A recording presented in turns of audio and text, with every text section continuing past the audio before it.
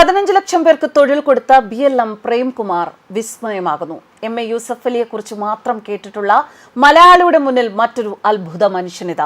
BLM Bharat Lasna multi state housing corporative സൊസൈറ്റിയുടെ തലവൻ പ്രേംകുമാർ.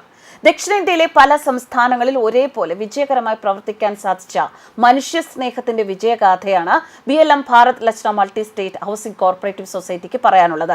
2006 ചെന്നൈയിൽ മലയാളി സംരംഭകനായ R പ്രേംകുമാറിന്റെ നേതൃത്വത്തിൽ ആരംഭിച്ച BLMന് ഇന്ന് തമിഴ്നാട്ടിലും കേരളത്തിലും പുതുച്ചേരിയിലുമായി 100-ലധികം ശാഖകളും 5 ലക്ഷത്തോളം സജീവ അംഗങ്ങളുമുണ്ട്. വിജയക്കൊടുമുടികൾ ഒന്നൊന്നായി താണ്ടുന്ന ഈ ബൃഹത് പ്രസ്ഥാനത്തിന്റെ അമരക്കാരന് നമ്മൾ കണ്ടുവന്നിട്ടുള്ള ബിസിനസ്സുകാരന്റെ രൂപഭാവങ്ങൾ ഏതുമില്ല. വെള്ള ഷർട്ടും മുണ്ടുമിട്ട് നെറ്റിയിൽ ഭസ്മക്കുറിയും നരകയറിയ താടിയുമായി ചിരിച്ചുകൊണ്ട് നടന്നുവരുന്ന R പ്രേംകുമാർ എന്ന BLM പ്രേംകുമാറിനെ നയിക്കുന്നത് സഹാനുഭൂതിയും ആത്മീയ കാഴ്ചപ്പാടും മനുഷ്യസ്നേഹവുമാണ്.